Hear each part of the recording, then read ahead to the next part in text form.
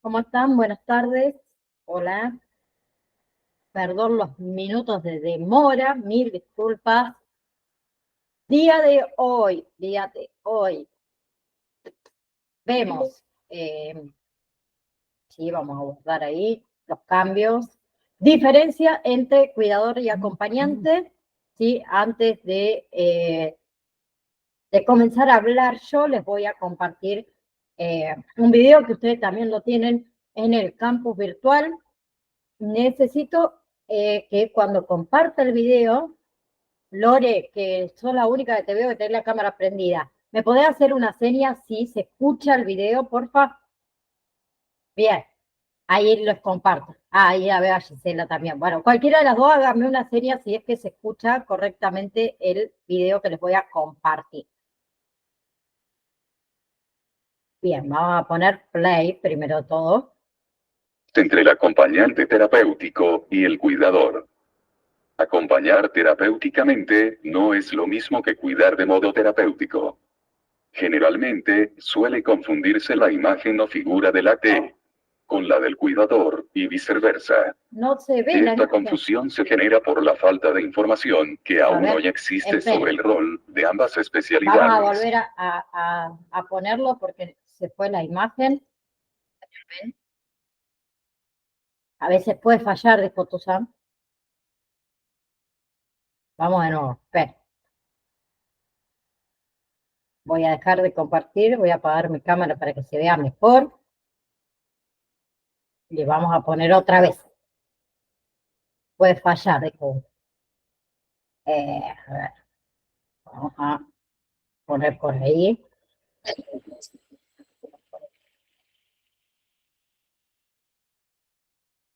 Diferencias entre el acompañante terapéutico y el cuidador. Acompañar terapéuticamente no es lo mismo que cuidar de modo terapéutico. Generalmente, suele confundirse la imagen o figura del AT con la del cuidador y viceversa. Esta confusión se genera por la falta de información que aún hoy existe sobre el rol de ambas especialidades. También aparecen confusiones al respecto, debido a que no hay unificación de conceptos por parte de las muchas escuelas que forman acompañantes terapéuticos, e incluso entre diferentes profesionales de la salud. Para despejar esta cuestión, aclararemos las funciones a grandes rasgos de ambos roles, y se recomienda ver el video de este mismo canal, titulado Funciones, rol del acompañante terapéutico. Las 8 más importantes. El cuidador o cuidadora domiciliario. En el ámbito de la salud, un cuidador o cuidadora domiciliario no necesita necesariamente información sobre patologías psiquiátricas o clínicas, sino que necesita por sobre todo una aspiración vocacional que esté dirigida al bienestar de la persona paciente en su funcionamiento básico y esencial. Como por ejemplo, en la asistencia directa de su alimentación, en la asistencia directa de su descanso, en la asistencia directa de su higiene, en la administración de su medicación, o bien en la asistencia directa del paciente en los momentos en que éste se encuentre solo en su domicilio. Él o la cuidadora no tiene el deber de hacer o fomentar actividades de estimulación o rehabilitación con el paciente. Su tarea, como se hizo mención, es vocacional y de absoluta responsabilidad y compromiso. Y si bien la formación y capacitación no son un requisito indispensable en el rol del cuidador, sí es por supuesto recomendable, al menos, una mínima preparación. El o la acompañante terapéutico. Por el contrario, el acompañante terapéutico tendrá la obligación de hacer una profunda y continua capacitación sobre las enfermedades o patologías que afecten al paciente en cuestión. Por ende, con esto se destaca que no es tarea del AT asistir al paciente en su higiene, alimentación, descanso o guarda directa del mismo, sino que deberá realizar las estimulaciones correspondientes sobre cada uno de estos aspectos mencionados, para que el paciente pueda realizarlo solo. Es decir, llevar adelante una correcta psicoeducación que esté al alcance del entendimiento y comprensión del paciente. Por otro lado, deberá cumplir con sus 8 principales funciones, más las prescripciones que el médico, psicólogo o equipo interdisciplinario tratante le indiquen para realizar. Por esto es que la formación y capacitación permanente en el AT es un deber de suma importancia. Será también tarea del AT dialogar con el cuidador o cuidadora, con el fin de evitar el síndrome del cuidador quemado o síndrome de burnout. Y sumado a esto, hablar sobre el estado del paciente, para la elaboración de un informe más completo, que se presentará ante el médico o equipo tratante. Por supuesto, que el acompañante terapéutico podrá realizar las funciones de un cuidador domiciliario, pero es bueno tener en claro que no son su obligación, como no son obligación las actividades del AT para el cuidador. Ambas tareas, tanto la del cuidador como la del AT, son indispensables en algunos casos, y ambas conllevan gran cantidad de energía por parte de estos dos. Por eso, se recomienda que las tareas sean divididas, según corresponda a cada uno. Y si bien ambos en la actualidad poseen centros de enseñanza, los contenidos de aprendizaje son distintos. Bien, hasta ahí vamos. Ahí. Vamos a dejar de compartir. Ahora sí. Voy a poner el auricular. Bien, cualquier cosita, el video está también en el campus para que ustedes lo puedan ver. Entonces, diferencia, perdón, entre cuidador y acompañante terapéutico, en realidad la diferencia radica en que en los roles, en las responsabilidades y el enfoque de esa intervención con la persona que uno va a asistir. ¿Sí? El cuidador es una persona que brinda asistencia, ¿sí? A un individuo que no puede realizar ciertas actividades, digamos, de la vida diaria por sí mismo, debido a enfermedades, a discapacidades o a envejecimiento. ¿Sí? La función que tiene el cuidador es ayudar en actividades básicas como el aseo personal, vestirse, alimentarse, con respecto a la movilidad, ¿sí? Administración de medicamentos según las indicaciones médicas. También puede incluir realizar tareas domésticas, ¿sí? Limpiar, la preparación de las comidas. Otra es proporcionar compañía y apoyo emocional y supervisar la seguridad y el bienestar en general de esa persona que tiene a cargo. ¿Sí? Entonces, el enfoque del cuidador es principalmente asistencial, ¿sí? Y de apoyo práctico para garantizar esto de las necesidades básicas de ese individuo, que sean todas cubiertas. Bien, el acompañante terapéutico es un profesional que brinda apoyo y brinda acompañamiento a personas con problemas de salud mental o con necesidades especiales, ¿sí? Y trabaja en coordinación con un equipo de salud mental. Bien, ¿cuál va a ser nuestra función o nuestras funciones en sí? Acompañar y apoyar en la realización de actividades cotidianas y sociales, siempre promoviendo lo que es la autonomía de ese individuo, facilitar la integración social y la participación en actividades comunitarias, ayudar a implementar estrategias terapéuticas diseñadas por el equipo de salud mental, proporcionar contención emocional y apoyo psicosocial, observar y reportar todo lo que son los cambios de comportamiento o los estados emocionales a el equipo terapéutico. Bien, el enfoque en sí del acompañante terapéutico es psicosocial y terapéutico y está dirigido más que nada a mejorar la calidad de vida y la integración social, ¿sí? Siempre siguiendo el plan de tratamiento específico, ¿sí? Entonces, si hacemos una comparación, el cuidador se encarga, digamos, o se centra en las necesidades físicas y prácticas. El acompañante terapéutico se centra en el apoyo emocional y psicosocial, siguiendo el plan terapéutico, ¿sí? Después hablamos, por ejemplo, de la diferencia en el campo de acción. el cuidador, ¿sí?, puede trabajar en una variedad de entornos, ¿sí?, domiciliarios, residencias. El acompañante terapéutico suele estar más involucrado en lo que es el entorno de salud mental y el entorno comunitario, ¿sí? Nosotros como acompañantes trabajamos en estrecha colaboración, podemos decir, con un equipo de salud mental, mientras que el cuidador trabaja de manera más independiente. ¿Bien? Pero como pudimos escuchar también ahí en el video que les compartí, ambos roles son fundamentales siempre para el bienestar de la persona con necesidades especiales, ¿sí? Aunque sus enfoques y sus responsabilidades difieren significativamente, ¿sí? Entonces, el cuidador se enfoca en lo que es apoyo práctico y asistencial. Acompañante terapéutico tiene un enfoque más psicosocial y terapéutico.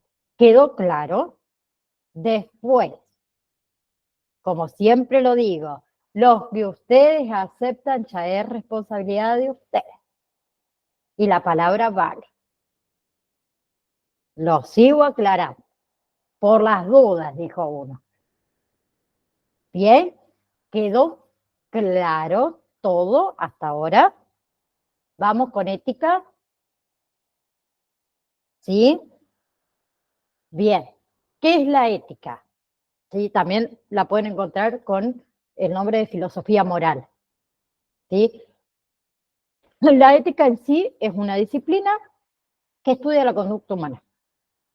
¿Sí? ¿Sí? Y todo lo que son las discusiones éticas, podemos decir, se dan al bien y al mal, o a los males morales. Bien, a lo correcto y a lo incorrecto. ¿Sí? A la virtud, a la felicidad, a la idea de deber. Bien. Y por otro lado tenemos la moral.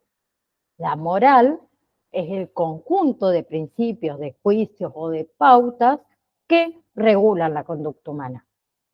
La ética es la disciplina que estudia, que reflexiona sobre esos mismos preceptos. Bien, por eso existe también un dilema moral, ¿sí? Existe una pregunta ética. Donde existe un dilema moral, mejor dicho, existe una pregunta ética. Bien, todo lo que son los estudios éticos en realidad se dividen en tres ramas. Uno es la metaética, que estudia todo lo que es la naturaleza, el origen, el significado de todos los conceptos éticos básicos. Por ejemplo, qué sé yo, a esto de responder la pregunta por la felicidad. ¿Sí? ¿Qué es la felicidad? Luego tenemos la ética normativa, que estudia e interpreta todo lo que son los principios que rigen a los sistemas que regulan la conducta humana, por ejemplo, Código Civil. ¿Sí? Y luego tenemos la ética aplicada, que es la que estudia y la que interpreta casos y controversias éticas específicas de la vida real. Ejemplo, el consumo consumo animal. ¿Bien? La ética en sí no se limita al ejercicio eh, filosófico, sino que en realidad participa en lo que es el campo profesional de otras ciencias y disciplinas como es la medicina, como es la economía, como es la política, como es la psicología. ¿Bien? Denme un segundo, porque me parece que yo tenía, me parece, una filmina con respecto a esto, que si la encuentro rápido, se las comparto, si no les sigo hablando. A ver si busco ética, a ver si me parece, no sé por qué lo tengo como que yo tenía una filmina de esto, a ver si la llego a encontrar. No me di cuenta de, ahora se me vino a la mente que yo tengo una, pero no sé dónde está. Bueno. No la estaría encontrando, dijo uno. En el campo, capaz, capaz. Déjenme ver. Un segundo, vamos con marzo. Si está en la de marzo, se las comparto. Si no, no. Bueno, sigo hablando, no pasa nada. Ya, si las llego a encontrar, porque me parece que yo tenía un PowerPoint, pero no sé dónde lo metí, dijo uno. Bien, sigo. Entonces, para ustedes, les pregunto, ¿qué son los valores éticos? ¿O a qué uno se refiere cuando habla de valores éticos?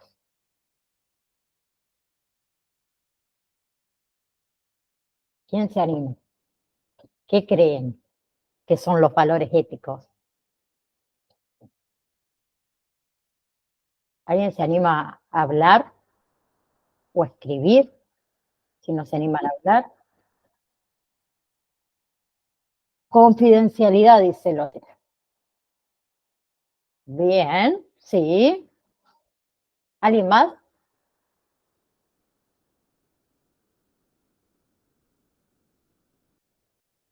Los valores éticos podemos decir que el respeto, bien, podemos decir entonces que los valores éticos son principios que guían el comportamiento de las personas, ¿sí? Ayudándolas, digamos, a actuar de manera correcta en diversas situaciones. Una, el respeto, como dijo la compañera, que el respeto en sí implica que esto de comprender, de aceptar opiniones, de aceptar creencias, ¿sí?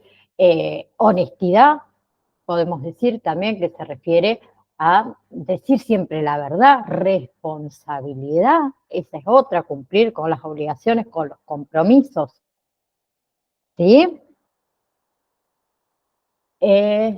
Solidaridad, bien. Cuando hablamos, digamos, de valores éticos, nos referimos a conceptos sociales y culturales que nos sirven de guía, entonces, en el comportamiento de un individuo o de una organización en sí. ¿Sí?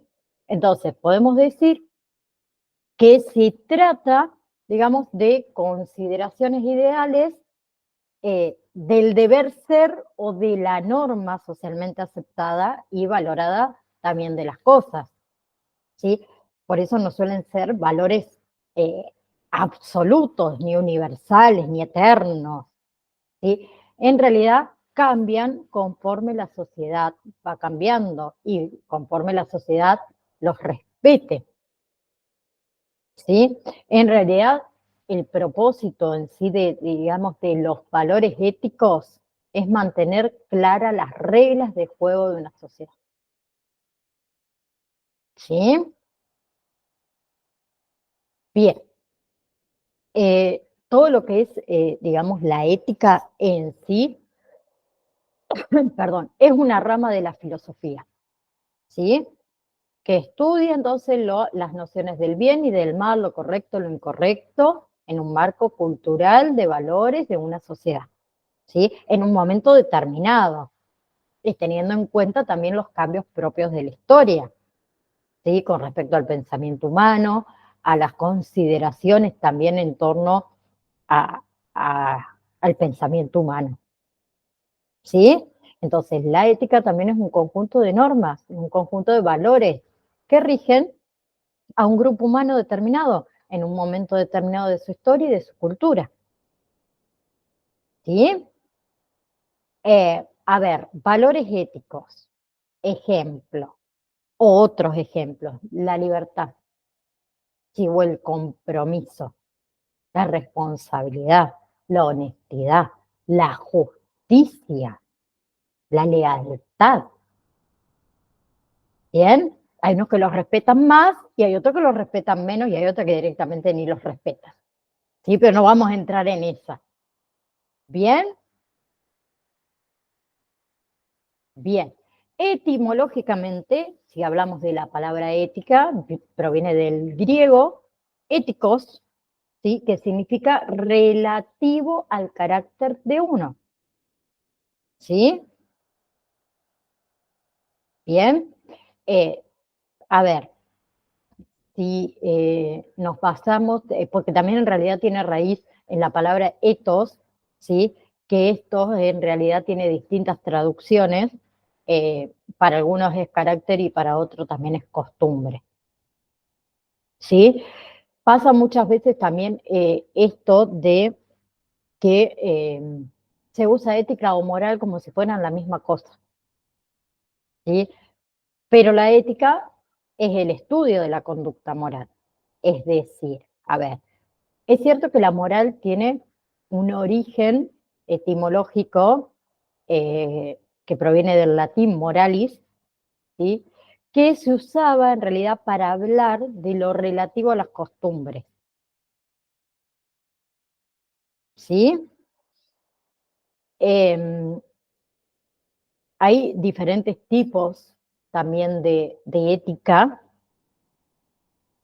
eh, o sea, en realidad la ética se aplica para todos los campos de la vida, ¿sí? En la que aparece esta posibilidad de elevar un juicio o un dilema moral. Bien, entonces tenemos diferentes tipos de ética. Por ejemplo, la ética profesional, ¿sí?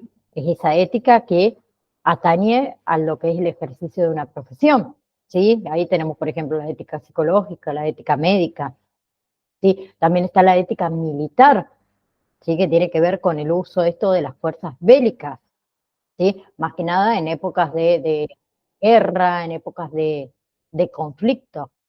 Tenemos la ética, a ver, económica, ¿sí? Vinculada con la economía, con el comercio, con las finanzas. ¿Bien? Eh, o sea, que hace preguntas respecto a cómo está bien o cómo está mal hacer dinero. ¿Sí? La ética económica es eso. Tenemos la ética religiosa, ¿sí? Que depende de una religión organizada que sigue una tradición moral y cultural específica, ¿sí? Ética cristiana, judía, islámica y demás. Tenemos la ética ambiental, ¿sí? Vinculada con el ser humano y también con lo que sería la relación que uno establece con el entorno natural que lo rodea, ¿sí? Después tenemos la bioética, que es la ética que en realidad reflexiona sobre los conflictos éticos que surgen conforme el desarrollo y el avance de las ciencias y la tecnología en lo que es el área de la medicina, ¿sí? La ética social es otra que está vinculada con esto de las relaciones entre los individuos y las consecuencias sociales también de los actos de estos individuos. Bien, ¿vamos hasta ahí? ¿Sí?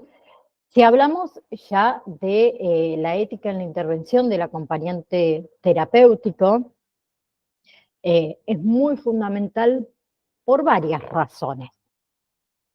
Una que hemos nombrado anteriormente, responsabilidad profesional, ¿sí? La ética guía el comportamiento y las decisiones del acompañante terapéutico, ¿sí? Siempre asegurando de que uno actúe de manera responsable, de manera profesional en todo momento, no solo cuando estamos con el paciente, ¿sí? Y ahí podemos incluir también lo que dijo otra compañera, respetar la confidencialidad de la información de los pacientes, ¿sí? Mantener también esto de los límites claros en relación terapéutica y siempre actuar en beneficio del paciente, en todo momento. ¿Bien? Profe, Sí. la ética cultural también interfiere en eso cuando tenés un paciente que tiene otro tipo de cultura. Totalmente. eh,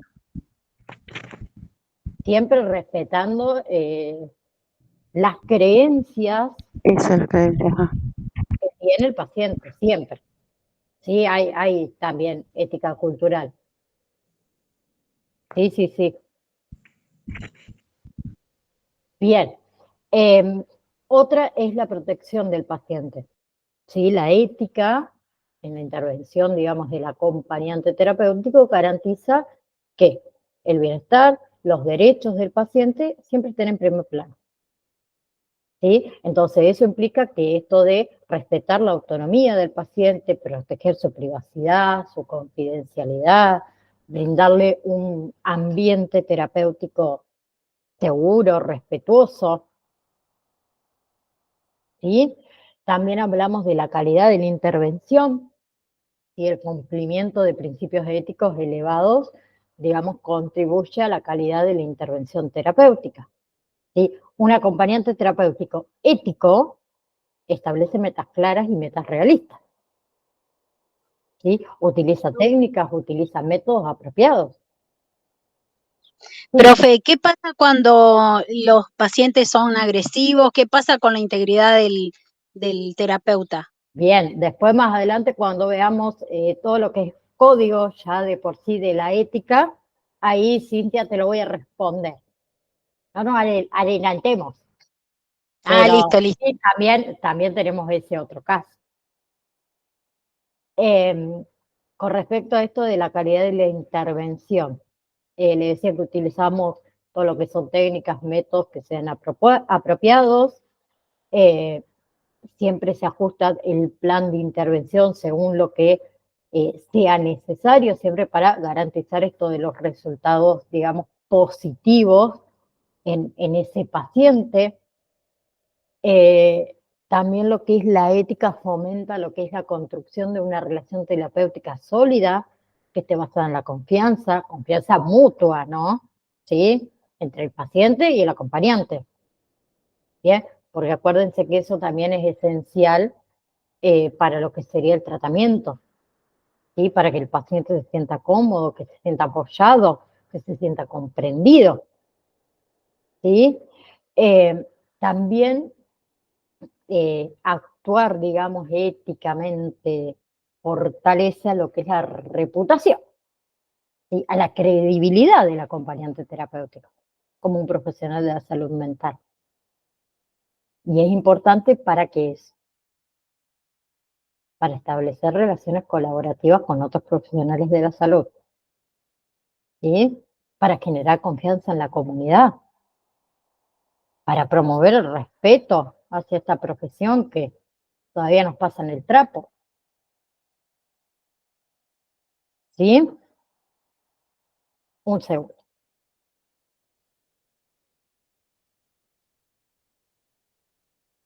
Ok. Bien. Sigo.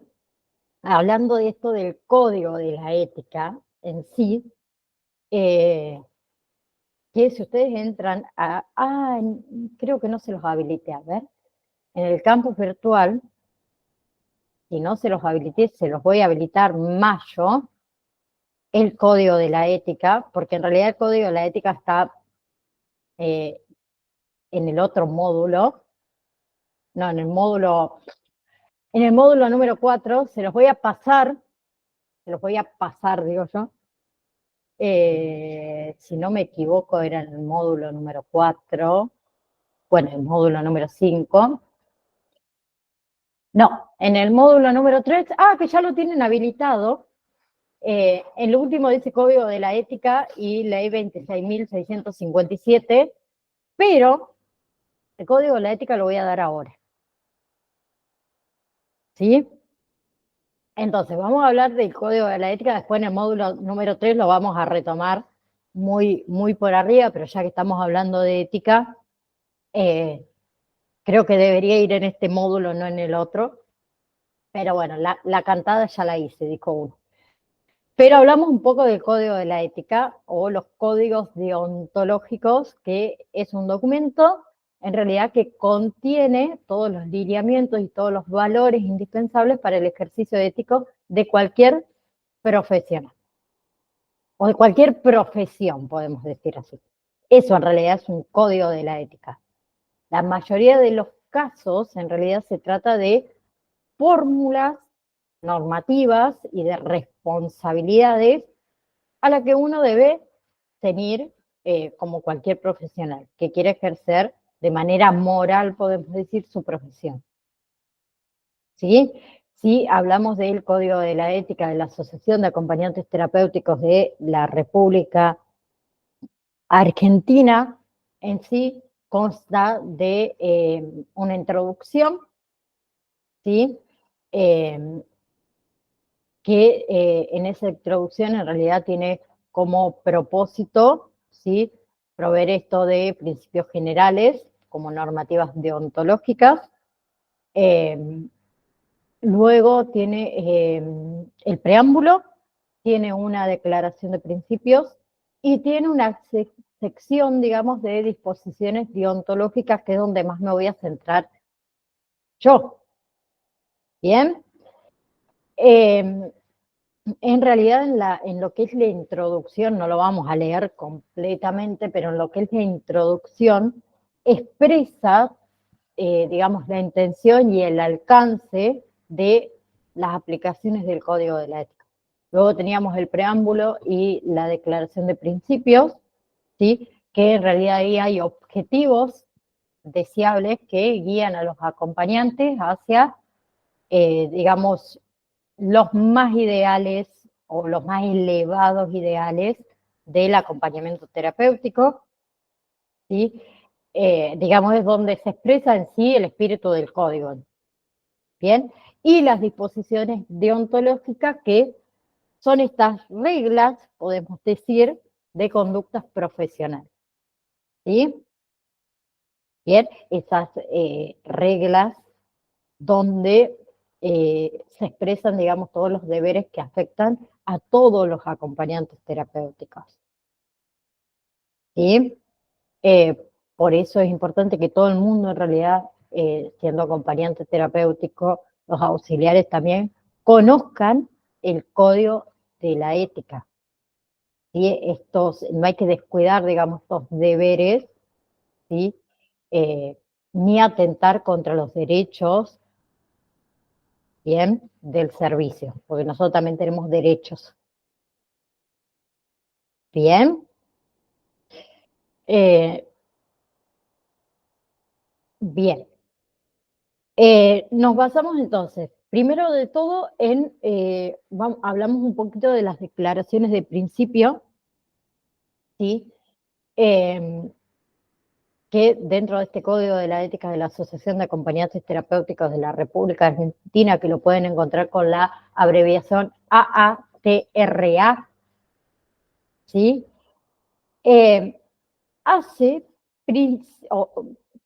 Sugiere principios generales. Bien, esos principios generales fueron acordados por países, ¿sí?, miembros y asociaciones del Mercosur, ¿sí?, en el año 1997, un 7 de noviembre. Bien, el primero, respeto por los derechos y la dignidad de las personas, ¿sí?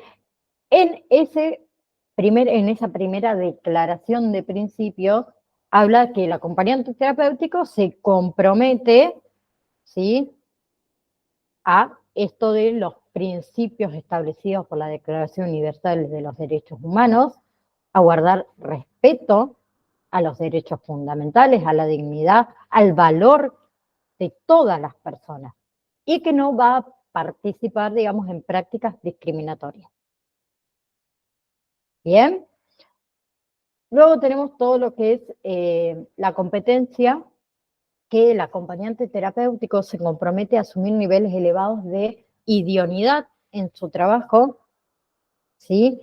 El otro dice que los acompañantes terapéuticos se mantendrán actualizados en conocimiento científico y profesional, ¿sí? Luego hablamos del compromiso profesional y científico, que el acompañante se compromete a promover el acompañamiento terapéutico en cuanto al saber científico, ¿sí? Habla también de que uno se compromete a promover la integridad del quehacer científico, académico y la práctica de lo que sería el acompañamiento terapéutico, ¿sí? A informar acerca de, por ejemplo, antecedentes profesionales, curriculares, de los servicios, de los horarios, ¿sí? Bien, no hacer declaraciones falsas ni engañosas. Bien, también se compromete a esto de la responsabilidad social, de asumir su responsabilidad profesional y científica hacia la comunidad y hacia la sociedad en la que trabaja y en la que vive. Bien, y con respecto a las normas deontológicas, bien, vamos a nombrar también las más importantes, son muchas, nosotros vamos a nombrar las más importantes, pero dentro de esas normas deontológicas tenemos que el conocimiento de este código que les estoy comentando ahora es obligatorio, ¿sí? Que por ninguna circunstancia se puede alegar el desconocimiento, ¿sí? Que toda la legislación profesional es de orden público, o sea que el cumplimiento, digamos, es obligatorio, ¿sí? Y las consecuencias también. Bien, hay consecuencias. Así que, deberes fundamentales del acompañante terapéutico dentro de lo que son las normas deontológicas, tenemos que el acompañante terapéutico se guiará en su práctica profesional por principios de responsabilidad, ¿sí? Competencia, ¿sí? Prescindiendo de cualquier tipo de discriminaciones. La otra, el acompañante terapéutico debe abstenerse de participar activa o pasivamente de cualquier acción o forma de tortura, tratos crueles, inhumanizados o degradantes. Bien. El otro, el acompañante terapéutico deberá abstenerse de establecer relaciones terapéuticas con personas que tengan con él vínculos de autoridad, familiaridad o de estrecha intimidad. ¿Sí? O sea, no se puede trabajar para un familiar, por ejemplo. ¿Bien? Para tu mejor amiga, tampoco. ¿Sí? Debido a que en todos los casos restringen su relación al área estrictamente profesional. ¿Sí? Hay una salvedad ahí. Dice, salvo cuando la técnica a emplear no afecte, ¿sí? Ni sea afectada por ese tipo de vínculo. Bien, bien. En otro dice, en caso de tratar, tratar con menores de edad, el acompañante terapéutico debe tener consentimiento de sus padres, tutores o representantes legales. Bien. Otra, ningún acompañante terapéutico prestará su nombre a personas no facultadas, ¿sí? Por autoridades competentes para la práctica de la profesión. ¿Sí? Luego tenemos lo que son los deberes inherentes al ejercicio profesional, que ya hablamos desde el artículo 9 para abajo, que dice que el acompañante terapéutico asistirá a pacientes previa solicitud de un profesional o de un familiar, ¿sí?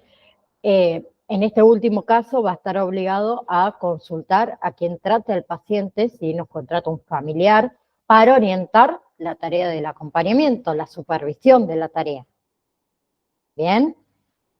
Luego tenemos el artículo 10, donde dice el acompañante terapéutico debe proponer, ¿sí?, a que los participantes gocen del principio de libertad a elección del acompañante terapéutico. Y el paciente puede elegir quién desea que sea su acompañante terapéutico. Ejemplo, la familia nos puede contratar o llamar para hacer un acompañamiento. Y el paciente dice, no, yo no quiero que sea Navidad mi acompañante, quiero que sea Gisela. Está en todo su derecho. ¿Sí? Por más que yo me muera y necesite el trabajo y el dinero, está en su derecho. ¿Sí? Entonces ellos gozan de principio de libertad de elección. ¿Bien? El otro dice que en su ejercicio profesional, el acompañante terapéutico debe establecer, debe comunicar los objetivos, los métodos a utilizar, los procedimientos, ¿sí? Como sus horarios y sus honorarios de trabajo también. ¿Bien? Ahí hablamos de el encuadre. ¿Recuerdan? Luego dice, al dejar su labor profesional, tiene la responsabilidad de concluir la tarea que realiza, ¿sí? No porque son las 5 de la tarde, se terminó mi horario y estamos haciendo, no sé, un ejercicio, lo dejo a media porque son las 5 de la tarde, me tengo que ir. Entonces, al dejar su labor profesional, tiene la responsabilidad de concluir la tarea que realiza. ¿Sí? O en su defecto, hacer la derivación pertinente. Ejemplo, entra el otro turno de mi compañero. ¿Bien?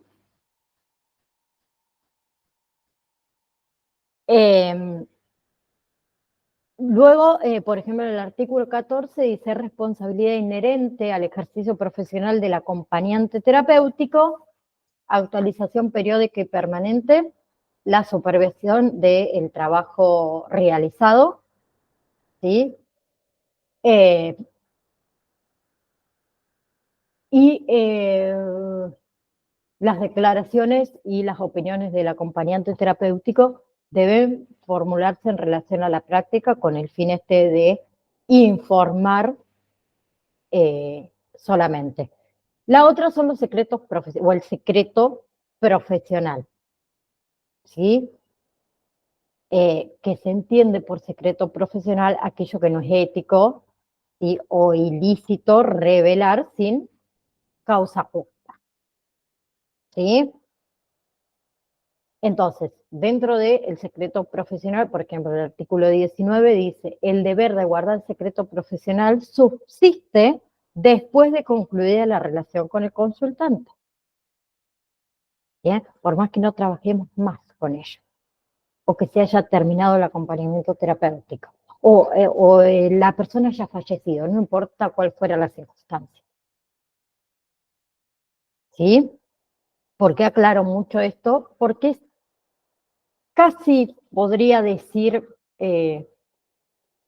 parte del ser humano llegar a casa después del trabajo y los que tenemos marido, por ejemplo, llegar y decir, ay, porque no sabés lo que pasó en el trabajo hoy, porque esto, porque me contó, porque me dijo. Somos chismosos por naturaleza ya. Ya es parte nuestra. En el trabajo acá, no.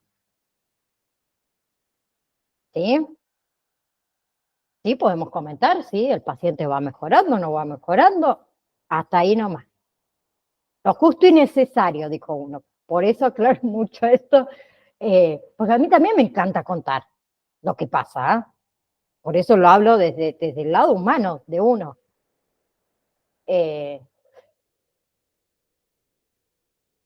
Dice también, artículo 20, perdón.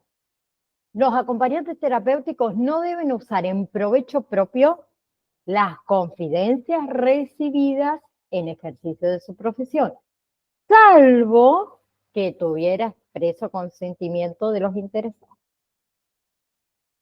¿Sí? Y también habla del límite del secreto profesional.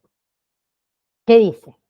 Solo podrá ser transmitida la información, obviamente, para evitar que un grave riesgo al que pueda estar expuesto personas atendidas o terceros.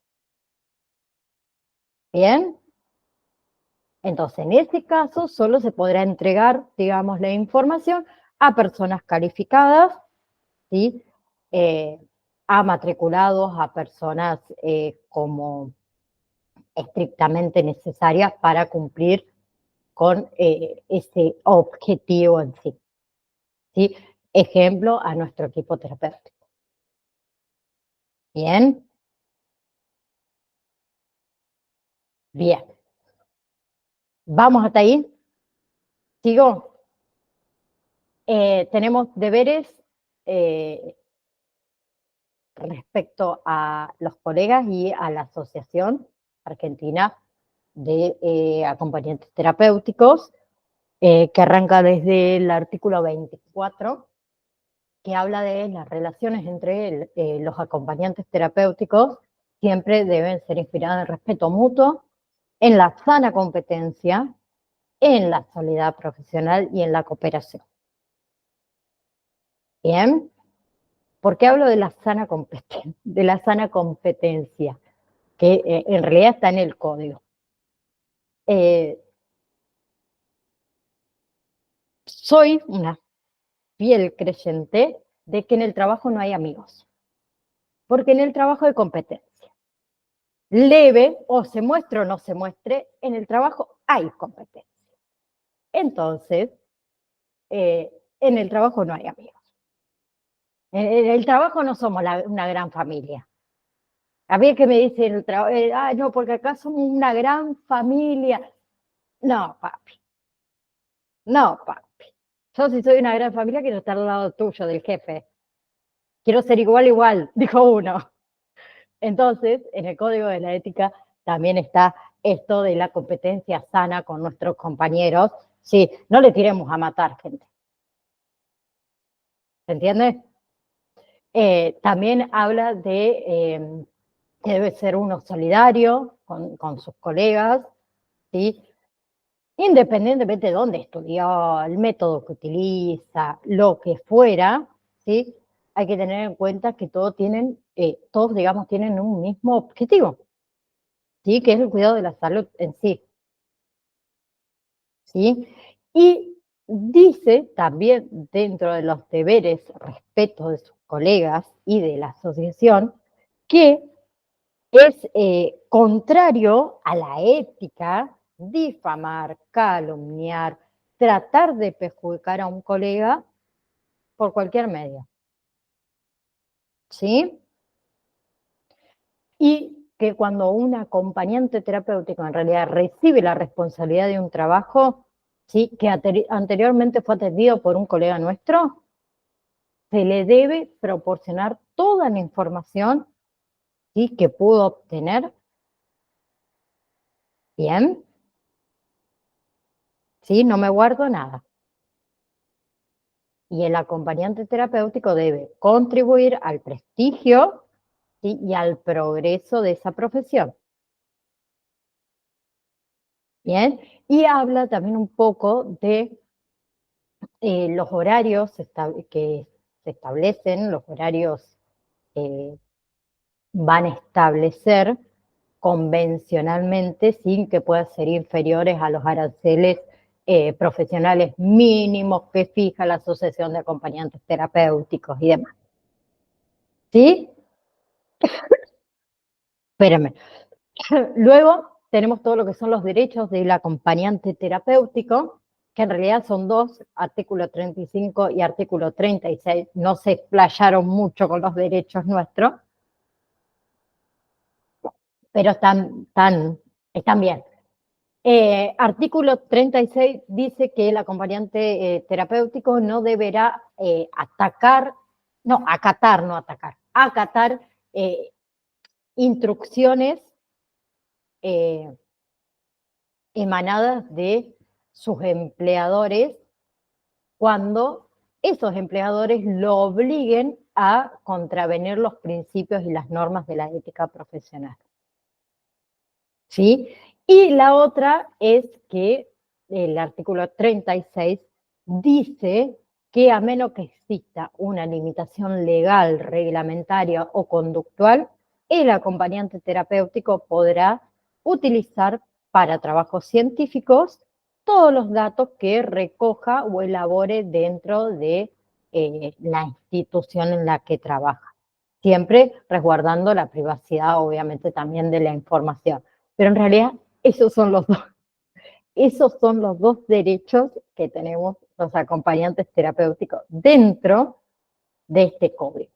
Y luego habla, por último, de las sanciones disciplinarias, ¿sí? La violación de los deberes, la obligación de contenidos del código van a ser sancionadas disciplinariamente por el Comité de la Ética de la Asociación de Acompañantes Terapéuticos de la República Argentina. ¿Sí? Y dice que el acompañante terapéutico está obligado a colaborar en las investigaciones, ¿sí? Que el Tribunal de Disciplina disponga y demás, pero ahí ya hablamos de los acompañantes terapéuticos que hicieron la carrera y están matriculados. ¿Sí? Habla también, por ejemplo, de las sanciones disciplinarias que van a ser graduales, ¿sí? Desde las cosas más leves hasta las más graves. Bien. Y la sanción más grande en este caso para los matriculados es la exclusión de su matrícula. ¿Sí? Bien. Preguntas. Sé que hablé mucho hoy y necesito que no se retiren todavía. Yo sé que faltan 2 segundos para terminar, pero en realidad con esto nosotros terminaríamos el módulo número 1. Entonces quiero enseñarles el código de la ética no entra en esta validación, ¿sí? Está en la siguiente validación, pero sí entra la ética en la intervención del acompañante terapéutico, que fue lo anterior que hemos hablado. Bien, ahora sí, una cosa. Terminamos lo que es módulo número 1, entonces voy a fijar la fecha para la validación número 1, ¿sí? Dentro de la validación número 1 entra todo el módulo número 1, historia del surgimiento del acompañamiento terapéutico, qué es un acompañante terapéutico, la diferencia entre acompañante y cuidador, y la ética en la intervención del acompañante terapéutico. Bien, son esos temitas nada más, no es muy largo. De igual manera, yo les mando al grupo de WhatsApp, ¿sí? ¿Cuándo va a estar habilitada la validación? ¿De qué fecha a qué fecha? ¿De qué hora a qué hora? Así detalladamente. ¿Qué entra dentro de la validación? Ejemplo, módulo número 1, temas tal, tal, tal y tal. Bien.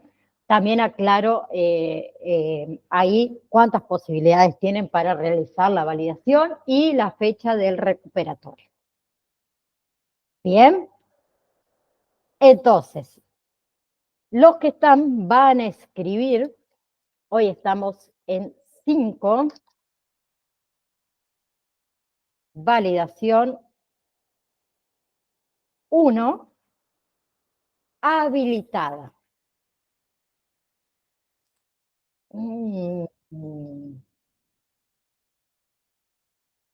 Sí, para Tom. Esperamos un ratito, ya te contesto. Habilitada 14, 15 y 16 de agosto.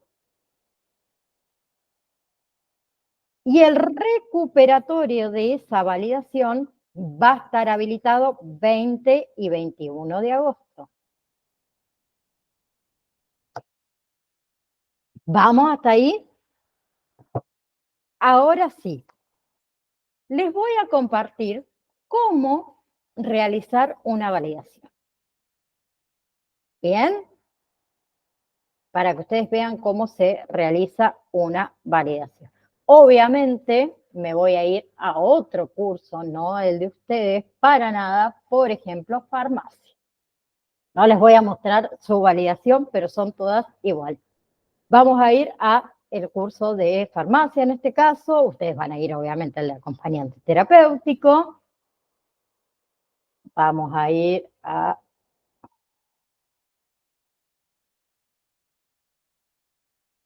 me voy a ir a validación número 2 porque me gusta más, pero les va a aparecer de esta manera, validación número 1, examen número 1 y dice tendrán 2 oportunidades para realizarlo, éxito. ¿Cómo hago el examen? Aquí les va a aparecer cuándo abre el examen y cuándo cierra. En este caso va a decir que abre el 14 de agosto, ¿sí? A las 00:01 minutos y que cierra el 16 de agosto a las 23:59 horas. O sea, ustedes van a tener 3 días completos para poder hacer el examen. Pueden elegir el horario que ustedes quieran, el día que ustedes quieran. Eso sí, una vez que ustedes colocan comenzar cuestionario, no pueden volver atrás. Sí o sí tienen que hacer el cuestionario, si no les va a aparecer cuestionario incompleto. No va a tener nota. ¿Sí? Y les va a quedar una posibilidad nomás para realizarlo de nuevo. Entonces, una vez que están seguros dentro de la fecha que propusimos hacer el examen, lo único que tienen que hacer es ir en la partecita azul, ¿sí? Hacer clic, o en la partecita acá roja, hacer clic y los va a derivar a esta que dice cuando abre exactamente lo mismo y abajo les aparece intentos permitidos, 2, ¿sí? Para llegar a el 60% o más, ¿sí? Límite de tiempo, mayormente son 50 minutos. También les aparece método de calificación, ¿sí? Como tienen 2 intentos, la calificación que se toma de esos 2 intentos que hacen, o aquel que hace uno, es la calificación más alta, ¿sí? Ejemplo, realizo el primer intento y me saco un 5. ¿Sí? Realizo el segundo intento porque no llegué a la nota, realizo el segundo intento y me saco un 8. ¿Cuál va a ser mi nota final? Un 8. ¿Sí? La calificación más alta. Bien, ejemplo, hice el primer intento, me saqué un 8, pero yo quería sacarme un 10. Lo hago de nuevo y me saco un 6. Mi nota va a ser un 8. ¿Sí? ¿Con cuánto se aprueba? Con 6, 60%. No se aprueba ni con 5,99 ni con 5,98. Con 6. 6,01 y así sucesivamente. ¿Bien? ¿Vamos hasta ahí? ¿Preguntas?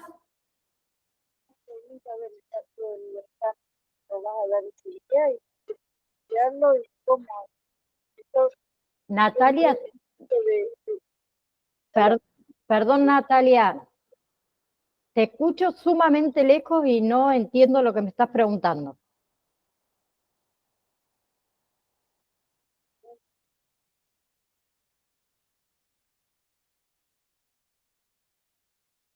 Si lo querés escribir, te leo. ¿Estás ahí? ¿Me estará hablando a mí? Sí, a vos. A usted le hablo. A ver, ahí háblame. Yo quería saber si las preguntas las vas a hacer unos días antes para No, poder responder o cómo es, porque yo hacía un curso de cuidadora de asistente psicológico no, y nos Nati, mandaban los exámenes, no, las preguntas y nosotros las contestábamos. no, las preguntas vos no las vas a ver hasta el día del examen. Yo no les voy a mandar las preguntas que ustedes tienen que responder. Ahí te muestro cómo es.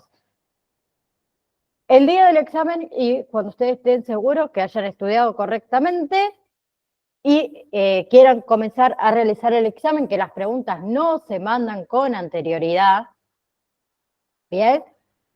Tienen que colocar vista previa al cuestionario, ¿sí?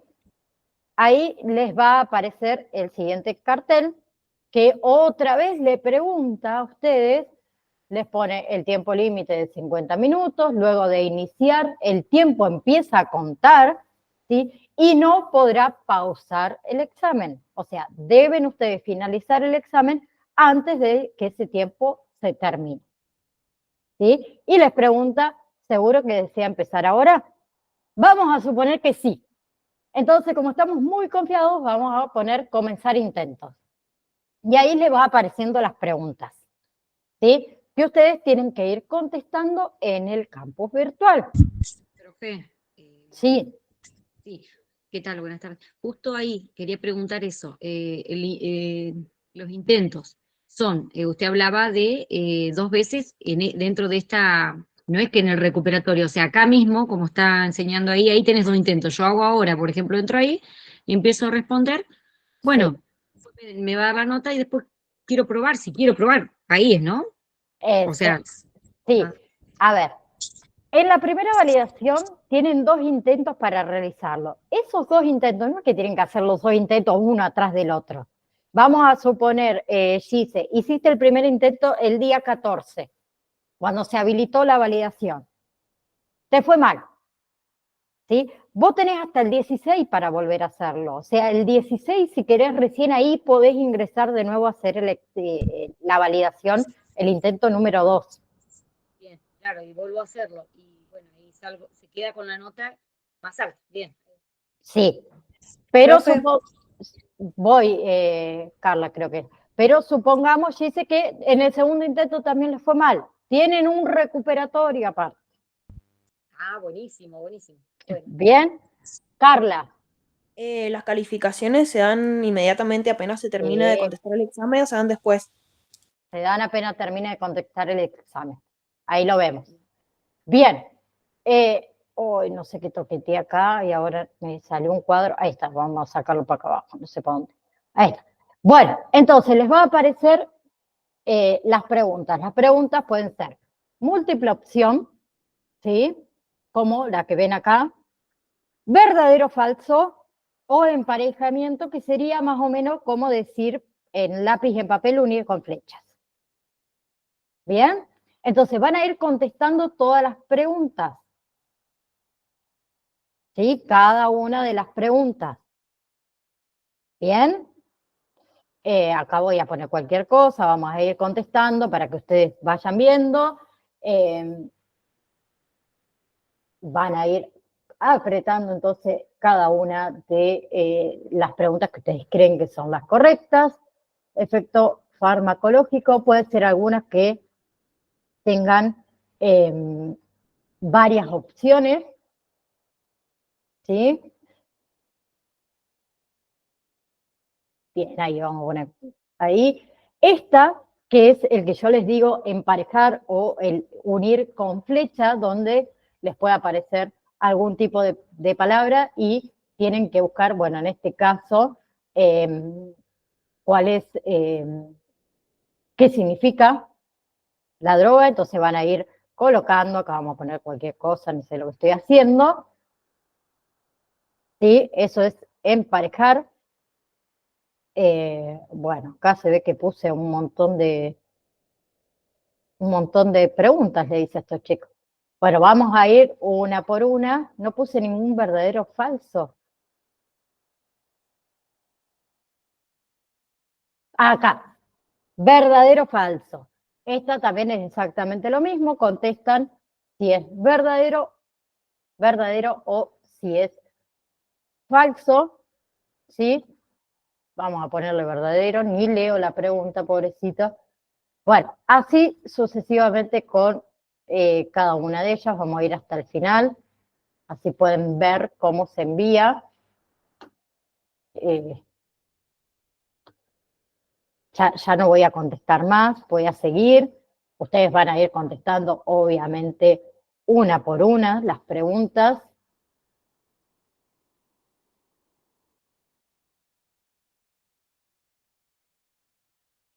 Dijo una, vamos a poner alguna, a ver si le pegamos alguna ahí, para que nos dé alguna nota. Bueno, una vez que llegan a la última pregunta, les va a aparecer este cartelito que dice terminar intento. ¿Sí? Entonces ustedes van a colocar ahí, terminar intentos, pero ahí no se envió todavía el examen. Bien, les va a aparecer de la siguiente manera, cuáles son las respuestas guardadas y cuáles son las respuestas que aún no contestaron. ¿Sí? Porque puede pasar que uno cree que hizo clic, o contestó y no se tildó. Entonces, ¿qué pasa por ahí si encontramos esto de que hay alguna respuesta que quizás no se guardó? Podemos volver al intento si es que todavía nos queda tiempo. ¿Sí? Entonces, si nos queda tiempo, volvemos al intento y vemos la respuesta que no se guardó. ¿Sí? Si están todas contestadas, respuestas guardadas, ¿qué nos queda hacer? Enviar todo y terminar. ¿Sí? Una vez que ustedes hacen clic ahí, les aparece otro cartel de confirmación, ¿sí? Que si quiere enviar todo y terminar. Nosotros en este caso lo vamos a poner que sí. Y ahí les va a aparecer su nota. ¿Bien? Su calificación. ¿Sí? En este caso, mi calificación fue de 47,86, o sea, una nota de 4,76, 79, perdón, no llegué al 60%, entonces está desaprobado. ¿Bien? Debajo les va a aparecer las preguntas que ustedes contestaron correctamente y las que contestaron mal. ¿Sí? No les va a aparecer cuál es la respuesta correcta, obviamente. ¿Bien? ¿Se entendió? ¿Preguntas?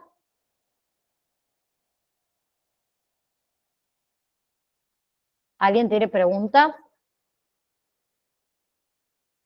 No, yo lo entendí, profe, lo entendí, o sea que son unos 3 días después de que nos diga y bueno, y ahí uno elige, ve si está preparado para hacerlo y está genial. Yo no hice, estaba mirando ahí el trabajo práctico, creo que había, bueno, es otro tema. Sí, ahí les muestro el trabajo, los trabajos prácticos que yo les subí, donde está acompañante Mayo, acá. Esperen que voy a sacar modo edición. Bien, yo les subí unos trabajitos prácticos, hoy ya me fui para acá. Trabajos prácticos, estos trabajos prácticos no tienen fecha de entrega, ¿sí? No es que le puse que lo tienen que realizar, por ejemplo, para mañana. No tienen una fecha de entrega, sí es obligatorio que esté realizado antes de terminar el cursado. En estos trabajos prácticos son exactamente lo mismo que las validaciones, solo que en los trabajos prácticos podés hacer todos los intentos que vos quieras. ¿Sí? No es que tienen un límite de intentos. En el primero tenés el caso directamente, ustedes hacen clic y van a leer un pequeño caso, ¿sí? Y en el segundo dice cuestionario de ese caso. Hacen exactamente lo mismo, le hacen clic, ¿sí? Y comienzan el cuestionario. Bien, son preguntas que tienen que responder con respecto a ese caso en particular. Es exactamente de la misma manera que les mostré cómo hacer la validación. Nada más que con un caso práctico. ¿Sí? No hay límite de fecha, digamos, no tiene, sí, un límite de fecha de entrega, solo tiene que estar aprobado para antes de terminar el cursado. O sea, tienen un montón de tiempo todavía para hacerlo y los intentos son infinitos, podemos decir. Bien, con respecto a los trabajos prácticos que le he subido. Sí, sí, sí, profe. Bien. ¿Alguien más tiene algo para preguntar? ¿Quedó claro cómo se hace una validación? ¿Sí? Vanessa. En este primer módulo, Macarena, hay 2 trabajos prácticos para hacer. Caso Amanda y caso Sebastián. Después, a medida que vamos avanzando, cada módulo tiene su trabajo práctico con respecto a un caso específico. Vanessa. Hola, buenas tardes. Hola, Vanessa. Iba a consultar, yo los trabajos prácticos no lo hice, ahora me estoy enterando, pero ¿cómo es? escuché que se pueden intentar hacer varias maneras. Varias Bueno, veces. seguramente lo voy a intentar varias veces hacerlo, No porque importa. no, por el hecho de que no soy muy ducha con la tecnología, pero soy Bueno, bastante cabeza entonces dura. hace eso, Vane. Experimenta con el trabajo práctico, cosa de que cuando llegue la validación ya sabes cómo hacerlo. Sí, porque la verdad que sí, porque me pone muy nerviosa, la verdad que, No, pero me pone muy nerviosa a la vez. chicos, relajen que no son difíciles. Las validaciones, lo único que les pido, lean. Lean. Yo soy muy tramposa, es mi naturaleza. Te cambio una palabrita y te cambié toda la frase, que quizás es exactamente la misma que vos tenés en el PDF, pero con una palabra distinta y todos ponen, ay, porque es verdadero. Entonces, lean, estén atentos. ¿Sí? Hay muchas preguntas de razonamiento. Y los trabajos prácticos es para que ustedes estén más en contacto con ciertos casos clínicos que les puede llegar a pasar. ¿Bien? Porque las validaciones son 100% teoría. Por eso les coloco los trabajos prácticos. ¿Sí? Y lo pongo infinitas veces, Vane, para que ustedes aprendan cómo hacer, o qué es lo que tengo que hacer, o cómo lo hubiese hecho. La nota de los trabajos prácticos influye en la cursada. Influye si, en realidad la nota no, es obligatorio tenerlo aprobado. ¿Sí? Yo no me guío por lo que ustedes se sacan en las notas, yo quiero que ustedes tengan aprobadas las cosas. No me importa si Iván lo aprobó con 6 y Graciela lo aprobó con 10, me da exactamente lo mismo. ¿Sí? La nota, en realidad, sí, ese puntaje que ustedes sacan en las validaciones o en los trabajos prácticos, me da lo mismo. Yo necesito que esté aprobado y que ustedes lo sepan. ¿Sí? ¿Algo más? Sé que les robé como 20 minutos de su tiempo, perdón, pero quería enseñarles cómo hacer una validación y que se saquen las dudas de lo que tengan con respecto a esto de la validación o los trabajos prácticos.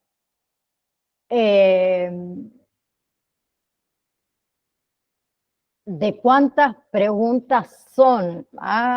Yo no me acuerdo cuántas preguntas son la validación número 1, pero si me dejan un segundo les digo, no me acuerdo, les soy sincera. A ver, la primera validación son 20 preguntas. ¿Sí? Primera validación, 20 preguntas. Bueno, creo que lo otro lo contesté. Bueno, no quedó ninguna duda más, entonces, ¿no?